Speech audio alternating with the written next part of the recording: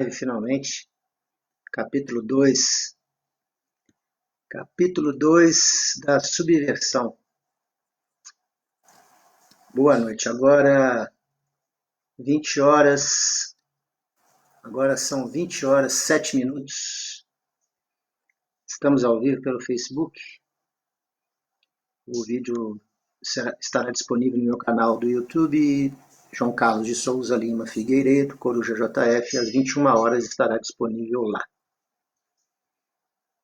E nós temos agora aqui o capítulo 2. O capítulo 2 ele vai abordar a subversão, umas considerações preliminares para a primeira fase do primeiro período da subversão, chamado desmoralização. Repito que a bibliografia ela é extensa, mas principalmente dos diários de Gramsci. Nós temos os livros de Roger Scruton, todos eles, os livros de Edmund Burke, os relatos, as entrevistas, os vídeos, os escritos, as reportagens, as palestras de Yuri Bezmenov, que nos orientam a ter uma visão mais aproximada com a nossa realidade do ano de 2020.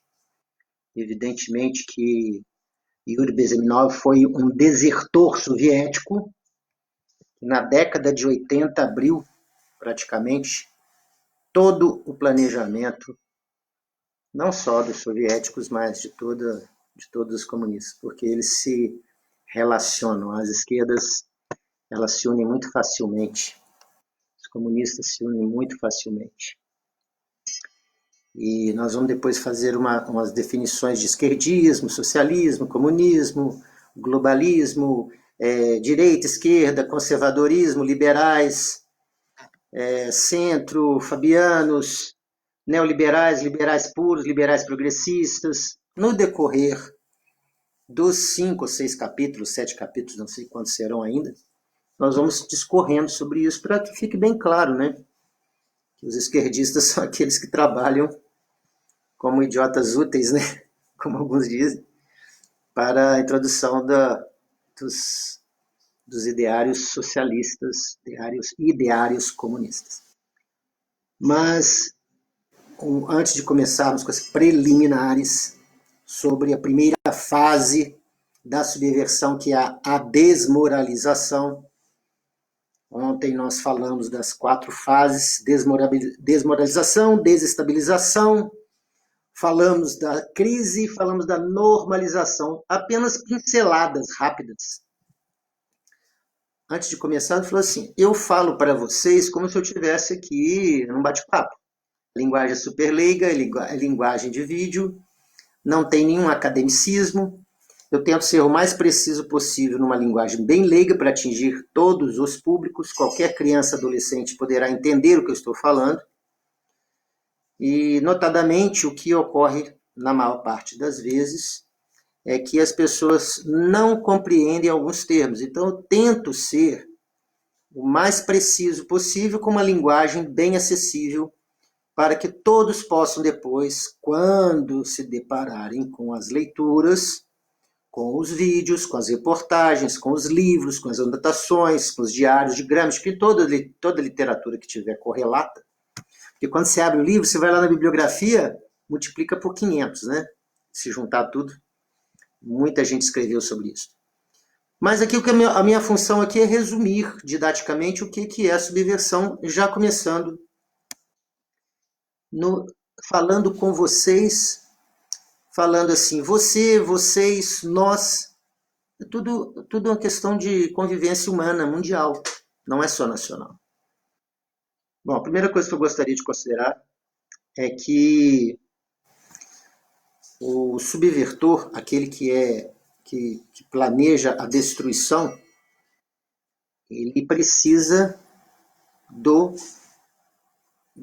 alvo dele, o inimigo dele, muito suscetível a querer ser subvertido. E são lições que nós vamos aprendendo. Então, o Estado-alvo, a nação-alvo, Ela tem que estar assim, muito aberta a ser subvertida.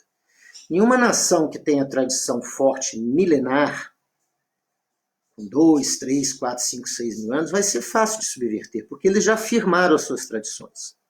Então, para você subverter um país, uma nação, um povo, um território, ocupando geopoliticamente, por economia, é muito difícil você chegar lá e falar assim, olha, faça isso. Não é assim. Então, os países que têm mais facilidade de serem subvertidos são os países com menos de 500 anos. Né? Aí você já tem uma dica, né? Países com 500, 600 anos são mais fáceis de serem subvertidos. Não formaram ainda a sua identidade nacional, que agora estão tentando destruir, né? Por um governo mundial. Mas isso é outro papo. O nacionalismo japonês, por exemplo, impediu que muitos navios chegassem lá, que entrassem para fazer comércio, porque eles eram uma sociedade muito fechada. É um exemplo para dizer assim, aquele que é mais difícil subverter. Né? O japonês é difícil. Ele já está formado, a cultura dele já está formada há milhares de anos. O primeiro subvertor, ensina-nos o mestre desertor da propaganda da imprensa soviética do KGB, o Yuri Bezmenov, nos ensina que o primeiro subversivo do mundo foi o chinês Sun Tzu. Ele, na arte da guerra, ele explica muita coisa, mas existem alguns livros dele que são livros obrigatórios, eram livros obrigatórios para os militares soviéticos e acadêmicos soviéticos, adolescentes soviéticos. Ele ensina como é que você faz o processo de subversão, ensina a arte de não lutar, a arte da guerra em não lutar, e colocar o seu inimigo como a sua arma mais poderosa. Então você pega as fraquezas do inimigo e usa contra eles mesmo. É como se fosse aquele camarada fraco, você oferece o que ele deseja, e ele vai caindo naquela tentação e ele vai abrindo todo o país, vai abrindo toda a guarda, vai abrindo o território. Então a arte da guerra, às vezes, é a arte de não lutar. Então, pegando Sun Tzu lá atrás, milhares de anos, ele foi o primeiro a ensinar a subversão. Isso é só para ter uma ideia que isso não surgiu assim, do nada. Isso aí pessoas já estudaram, pessoas já passaram isso para acadêmicos, já passaram para os militares. Tem militares norte-americanos e brasileiros que finalmente hoje entendem que isso é uma realidade. Antigamente os militares brasileiros e norte-americanos não tinham a menor noção, até que uns desertores começaram a ver com os livros debaixo do braço, é assim que funciona. E vocês deixaram.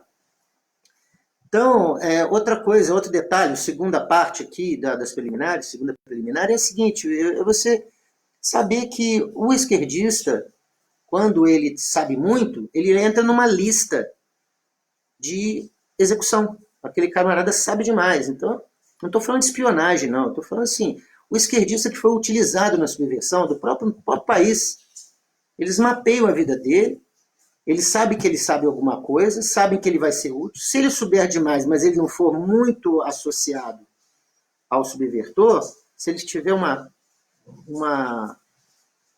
você tiver uma dúvida a respeito, se você é o subvertor, se você tiver uma dúvida a respeito dele, você coloca ele numa lista negra que ele está na lista de execução lá no futuro. O traidor, esse nem se fala, está na lista também, traiu, é imediatamente eliminado.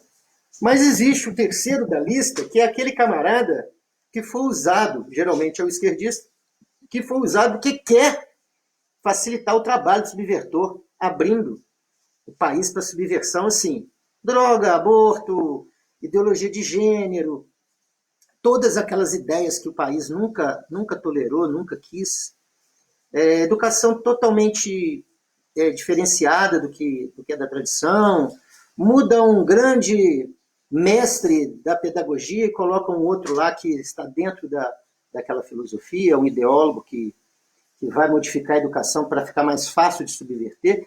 Então, assim, esse daí que desmoraliza a família, que desconstrói a família, esse que na hora que vier lá a tirania, ele também vai estar na lista dos que vão ser executados, porque ele já cumpriu a missão dele. E se ele continuar lá na nova ordem, Ele vai atrapalhar aquela família de lá, vai introduzir o bandido é bonzinho do outro lado, da novo sistema. Ele vai falar que a família não pode ser assim, que a educação tem que ser assado. Ele vai ser um vírus. Ele vai ser um vírus letal para aquela sociedade que eles promoveram, que eles construíram. Eles não querem aquilo, eles querem que faça isso no território inimigo. Então, esse vai para a lista dos executados. Então, quais são os que vão para a lista dos executados? Os que sabem demais, mas que você não acha que eles fazem parte do Kremlin, ou de Pequim, né? Ou do PCC, do Comando Vermelho. Aquele que é traidor, não precisa nem explicar porquê, né? Agora, o terceiro, que é aquele que trabalhou para destruir a nação, que foi um instrumento de subversão, ele é perigoso, porque quando instalarem um novo sistema, a tirania, e introduzir o comunismo, o socialismo que for, o globalismo, junto com tudo isso, a miscelânea, que pode vir a trazer os metacapitalistas, tendo poder nas mãos de um socialista, de um camarada que nem Deus acredita, o que vai acontecer? Nós vamos chegar num ponto que esse camarada vai ser executado. Mas ele só é executado, esse aqui é executado por último. Esse aqui só é executado quando chega lá a hora de implantar.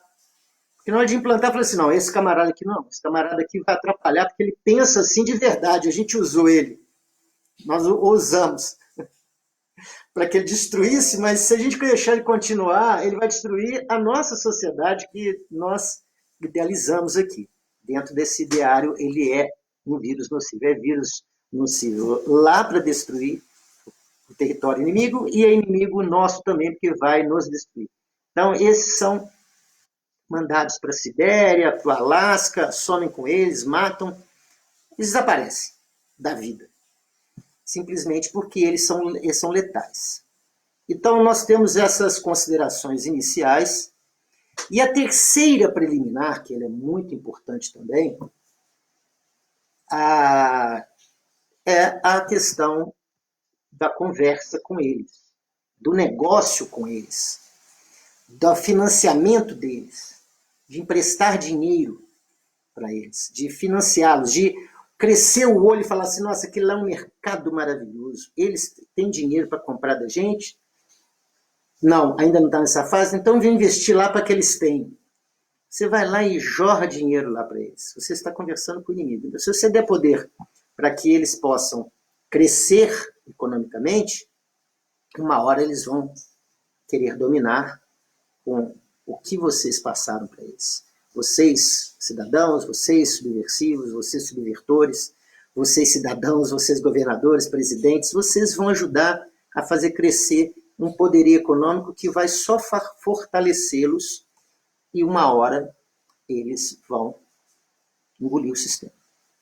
Então, existe uma terceira preliminar que é essa assim, quando você começa a negociar com ele de uma forma que ou você empresta dinheiro, ou você negocia, ou você faz crescer, ou você recebe dinheiro deles depois que eles se enriquecem, você dá força para que aquela mola motriz ela evolua. Você sabe que para acabar com uma organização criminosa, a primeira coisa que você faz é cortar o dinheiro, né? Quando você empresta dinheiro para comunista, a primeira coisa que você está fazendo é criar uma organização criminosa. Então, assim, é uma coisa lógica. Então, a primeira preliminar, a segunda preliminar, a terceira preliminar, é para a gente chegar nessa primeira parte aqui, nessa primeira fase, que é a desmoralização, que ela é tão complexa que eu vou fazer mais um capítulo sobre a desmoralização. Nós vamos ficar na desmoralização, o finalzinho desse capítulo aqui e o outro capítulo inteiro, que será o terceiro. Esse aqui é o segundo capítulo. O que é a desmoralização?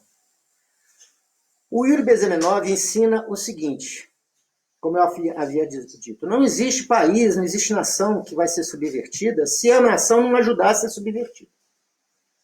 Então ele faz uma alegoria muito bacana com as artes marciais chinesas e japonesas, que você usa o corpo do próprio inimigo pesado, quando ele vai lhe dar um golpe, você evita o golpe, mas na hora que você evita o golpe passa por você, ou o golpe passa por você, ou passa por você, em algum lugar vai passar, porque você vai desviar, mas você vai pegar o braço dele e vai deixar ele continuar e fazer a gravidade agir. E é a força dele que vai fazer ele cair lá na parede. Então essa alegoria é muito bacana. Por quê? Porque não é um subversor que fala assim, vocês vão fazer isso aí. Não. Ele vai lá e pega o gordão, o obesão, o bobão, o que acha que sabe, o que entende, que está insatisfeito com alguma parte da política nacional, é ateu, ou é de uma religião fanática, ou ele é contra aquele tipo de educação, ou ele é contra aquele tipo de saúde, contra aquele tipo de economia, contra aquele tipo de divisão, contra alguma coisa, e fala assim, achei o terreno fértil para plantar a minha sementinha do mal. Então você vai lá e dá força para ele continuar, porque ele tem, mas você dá subsídios para ele. Você faz ele virar o seu amiguinho. Então você não vê o inimigo com a baioneta chegando como subversor. Você vê aquele camarada que é o nacional fazendo o papel de subversivo, de subvertor.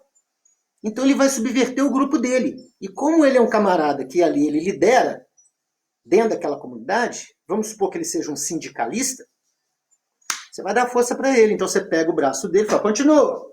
Só que você tem que ler isso aqui, ó, você tem que falar isso aqui. Você tem que prometer o céu. Depois você vai entregar o inferno é outra coisa, mas prometa o céu. Porque o ser humano, ele quer ouvir que ele vai ficar rico, ele quer ouvir que ele vai ser próspero. Ele quer ouvir que ele vai ter tudo que ele quer, que o mundo vai ser do jeito que ele deseja. Ele vai querer que você conte uma fábula para ele que tenha alguma plausibilidade de alegria, satisfação, felicidade, prazer. Então, esse camarada ele é muito importante. Esse obesão da educação, da saúde, da economia, do sindicalismo, da arte, da imprensa. Você vai plantando esses camaradas que vão formando opinião.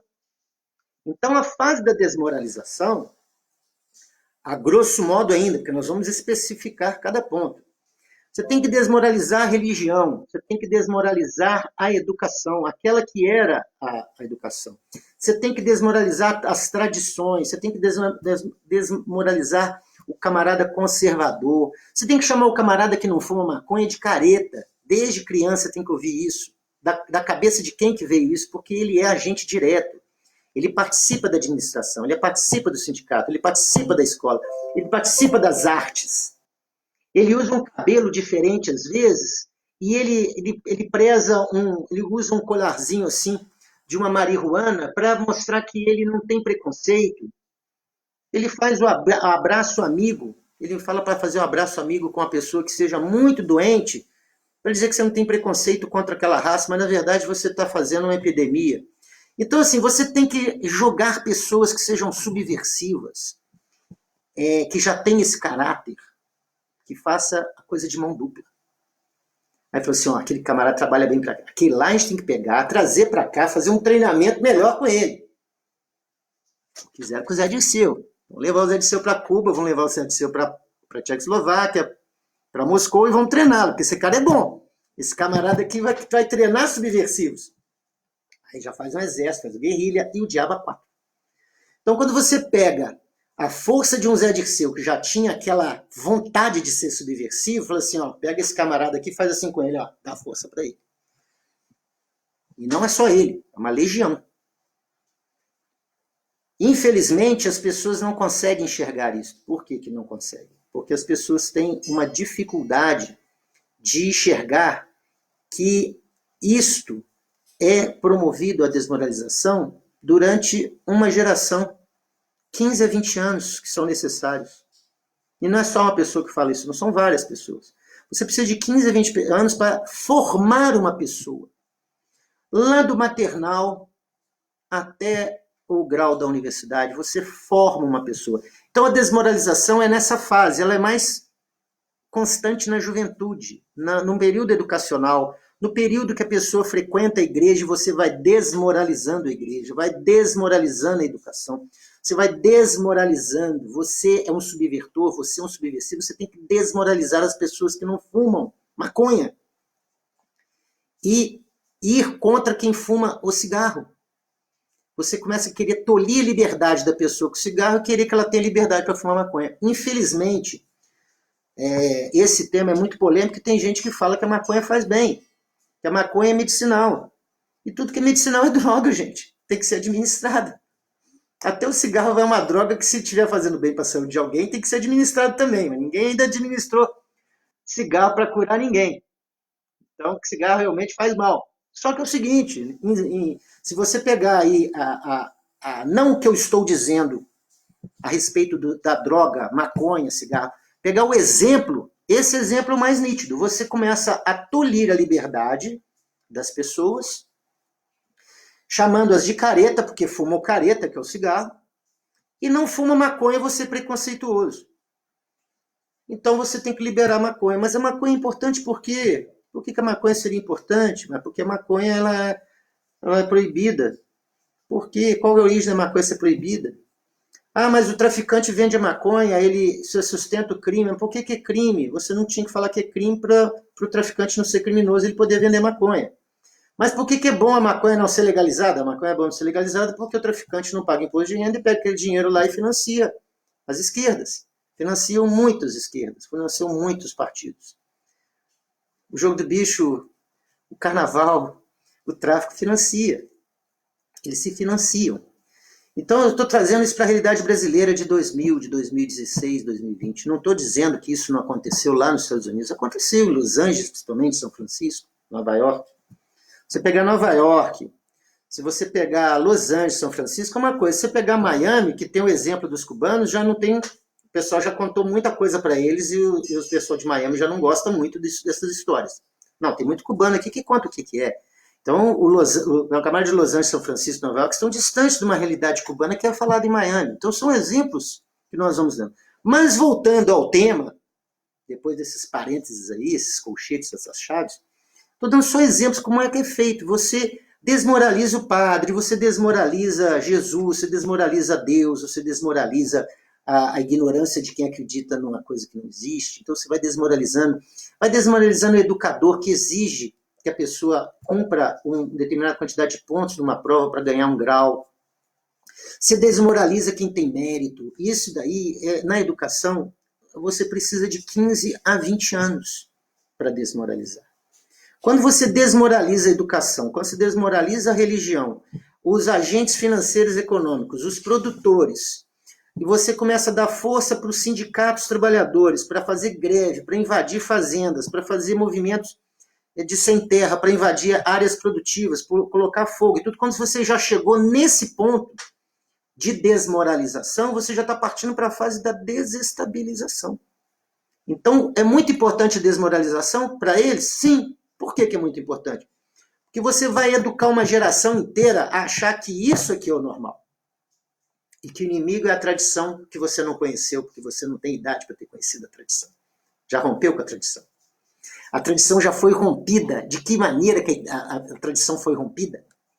A tradição foi rompida porque ele cortou o seu elo com o seu pai, cortou o elo com a sua mãe, cortou o elo com o seu avô. Agora o seu elo é o professor, é o artista, é o formador de opinião, é o professor de artes, geralmente de história. Esse que é seu pai e sua mãe.